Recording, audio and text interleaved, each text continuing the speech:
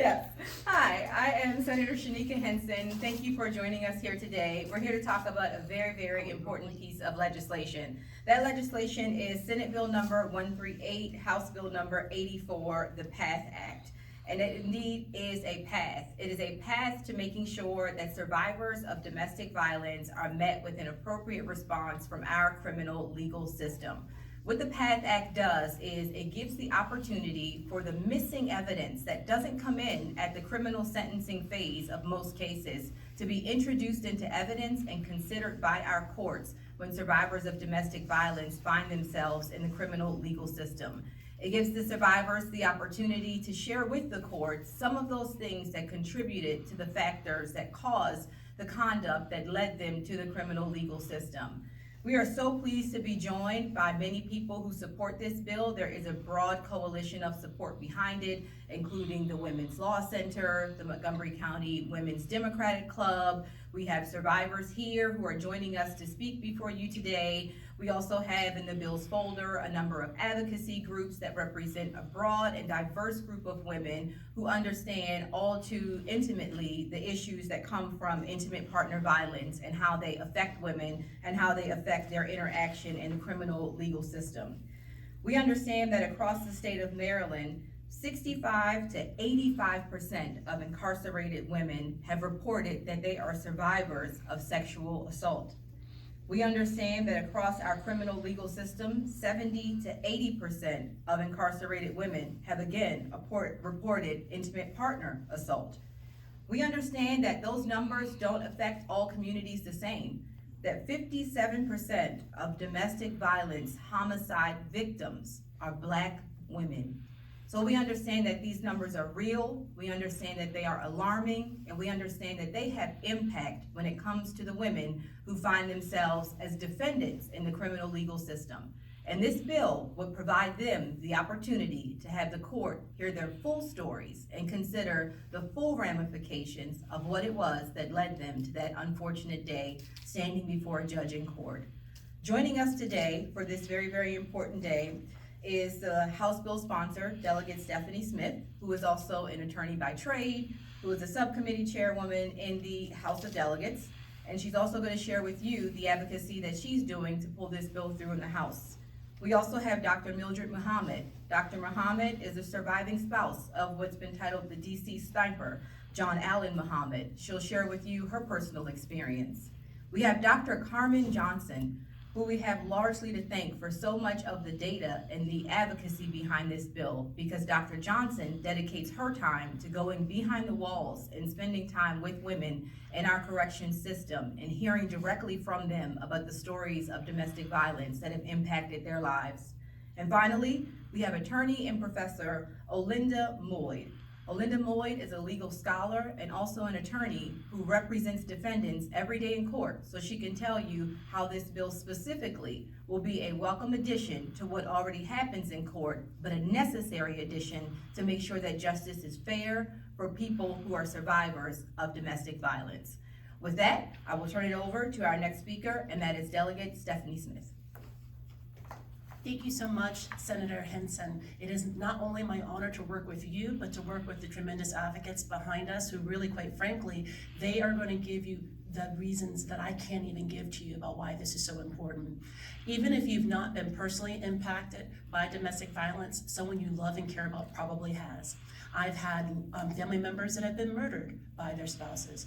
My godmother faced abuse. Class doesn't protect you, income does not protect you, and so that's why we have to have strategies and a legal system that recognizes all the contributing factors to the circumstances justice impacted people may find themselves in. So a lot of times we ask for fairness, but how can courts be fair if they're unaware? This bill fills a gap of lack of awareness of the contributing factors related to domestic violence and how that can contribute to some of the crimes that people have been convicted of. This bill not only allows the court to consider domestic violence as a contributing factor during sentencing, even for petitions for resentencing, this can be offered as information for consideration as well. And last but not least, we're in a time and a climate where people sometimes seem not to understand what accountability means. This bill is an accountability bill. It's about right-sizing accountability. And so I'm honored to be able to present this bill later today to the House Judiciary Committee. And the next voice you will hear after me is Dr. Mildred Muhammad. Good morning. I'm grateful to be here today.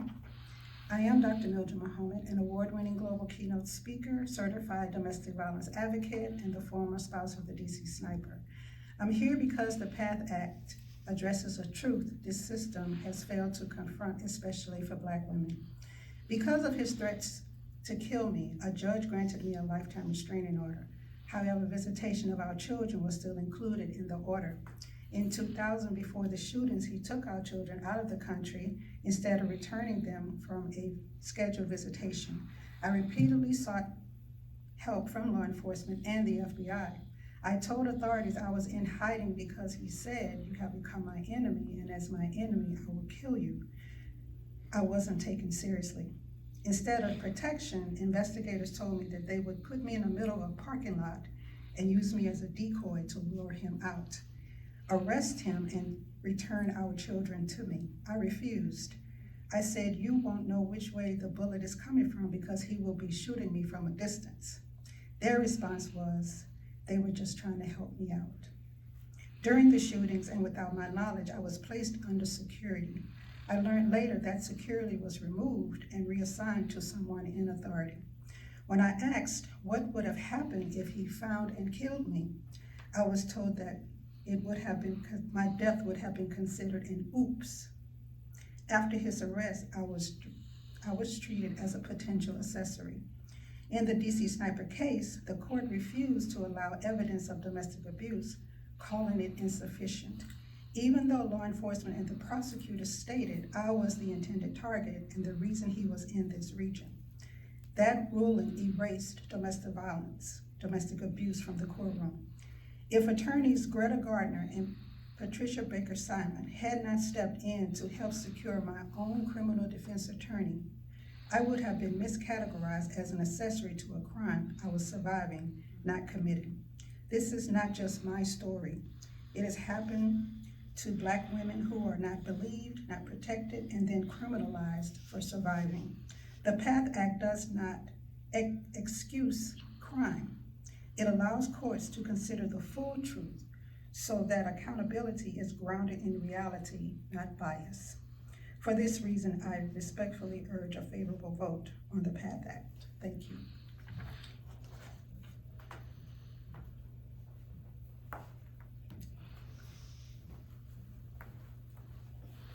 Good afternoon. My name is Dr. Carmen Johnson, and I'm here to support the PATH Act. Winston Churchill once said, "In wartime, truth is so precious that she always be attended by a bodyguard of lies." What Churchill understood is the truth is powerful, and power makes people uncomfortable. Truth is often delayed, distorted, or hidden, not because it is weak, but because it disrupts systems that that's relied on rather than accuracy. In our courtrooms, survivors of abuse experience this every day, and Indigenous Black women and other marginalized individuals are impacted most. You can see the consequences in Maryland. Look at the number of Indigenous Black women sitting at MCIW and the length of sentencing many are serving. Through my work, I have personally spoken with more than 150 incarcerated women. Again and again, they told me the same thing. They tried to explain the abuse to their attorneys, to the courts, and to the judges, but they were ignored. Their evidence of financial abuse, psychological abuse, manipulation, coercion, control, sexual assault, and long-term trauma was dismissed as irrelevant. Many were then sentenced harshly, often receiving the same or more time than the person who abused them. Abuse is rarely neat or visible. It does not always leave bruises, but it does leave evidence, communication, financial records, patterns of control, expert evaluations, and trauma history. Too often the truth is kept out of the courtrooms because it complicates the narrative. The result is not justice. The result is silence. The PATH Act does not excuse crime. It undermines judicial authority. It does something far more modest and far more necessary. It ensures that credible, evidence-based proof of abuse is allowed into the courtroom at the moment it matters most, and that's at sentencing. Churchill never meant for truth to be buried forever. A bodyguard is meant to protect truth, not imprison it. When protection becomes permanent, concealment, truth no longer serves justice, it serves injustice. The PATH Act restores balance. It gives judges information, not instructions. It allows sentencing to reflect context, coercion, and reality, rather than a stripped-down snapshot that ignores lived truth. Justice cannot exist without truth, and truth cannot serve justice if it is never allowed into the room. For those reasons, I respectfully urge a favorable report on the PATH Act, and I hope that everyone understands how important this is. Thank you. Good afternoon. My name is Olinda Moyd, and I first want to thank Senator Henson and Delegate Smith for supporting and sponsoring and fighting for this bill. It is critical. As a person who represents individuals in post-conviction matters, as a volunteer in our institutions through the Department of Corrections, and as a legal educator who goes into our Jessup facilities with my Georgetown students to teach legal research and writing classes, I hear the stories.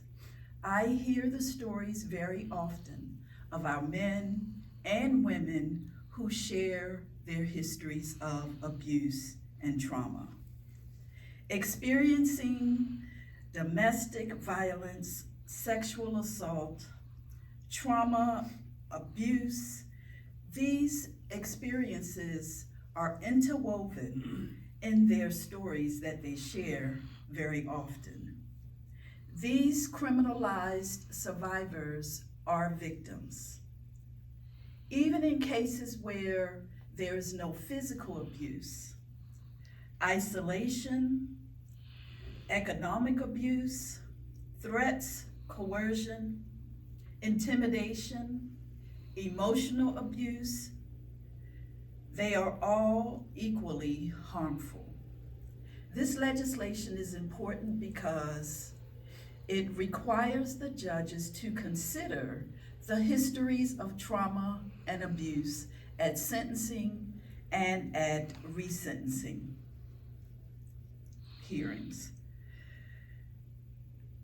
This legislation is also important because it broadens the scope of where this mitigation information can come from. It is specific in that it says that information and testimonies and reports from family members, friends, social workers, educators, counselors, all of that mitigation information can come into the record. And that's important because we know that in histories of domestic violence, their reports from law enforcement authorities don't always happen. Sometimes victims are afraid to report to law enforcement authorities. I want to close by saying that because this is Black History Month, I want to remind us that of our 16,352 individuals that are in our prisons in Maryland, 71.5% are Black. Of the 603 women who are now at MCIW, 60% are Black. And so this bill is important, especially to communities of color, because that's who's filling our jails and prison. This bill maintains accountability, and at the same time, it addresses the survivors' histories of trauma and abuse. especially domestic abuse survivors of color who are sometimes invisible in our criminal legal system. Thank you. Thank you. We would take any questions. Michaela Newton from CTV News.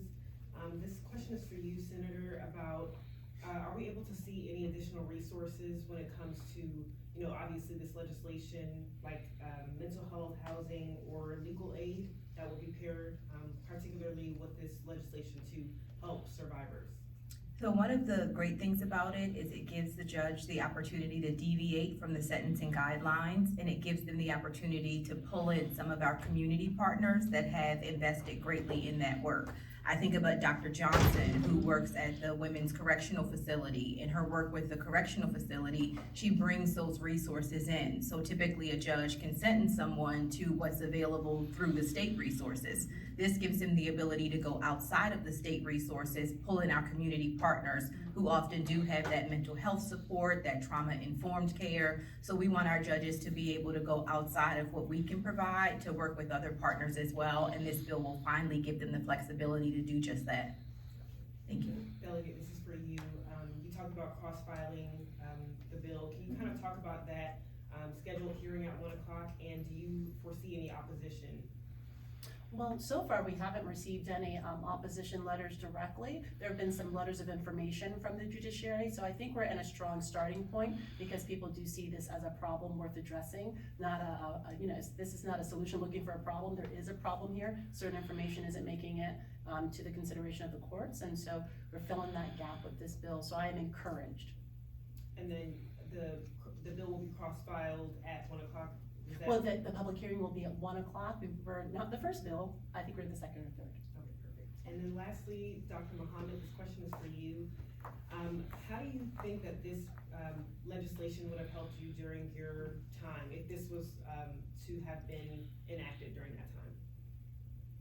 It would have allowed the judge to include domestic abuse